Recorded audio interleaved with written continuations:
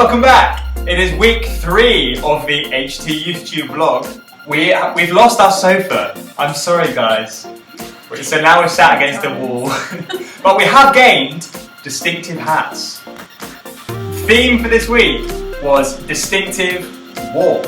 And the passage is 1 John 2 verses 3 to 11. So in this short break, why don't you have a go at reading the passage.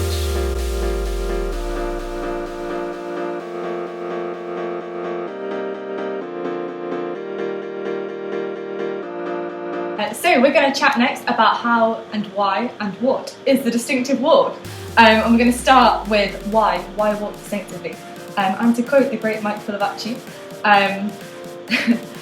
God's love language is obedience. And actually, when we love God, we are obedient to Him because that's how we love Him.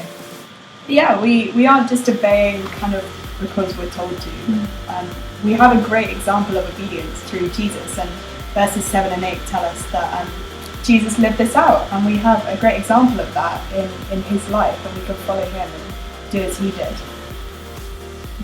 So what is it to live like Jesus and to live distinctively like that?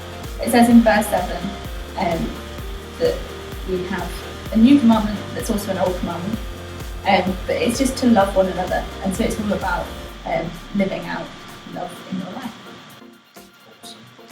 And how can we do this?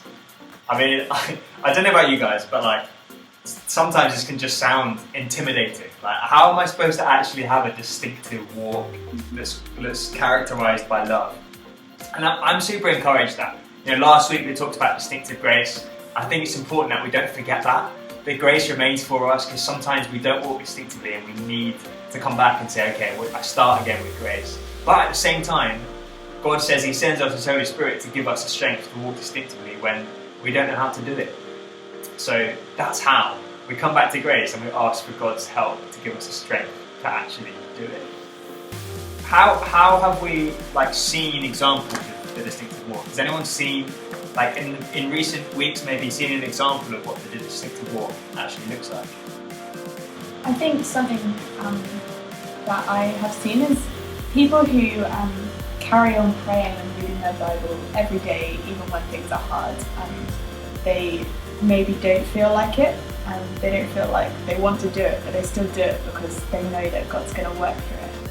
I think I had a friend at uni who I knew was going through a difficult time, financially, not struggling. I mean, uni students often are going through a difficult time financially, but they didn't have much money, but they still, on a regular basis, would invite people around to their room and give them food and be really generous with what they had. I always thought that is it's so different, it's so distinctive, that level of generosity and love, and it has really stuck with me for a long time. Good work team. That is a brief summary of the distinctive walk, and we'll be back next week when we're talking about distinctive culture, but have a great week and we will see you soon.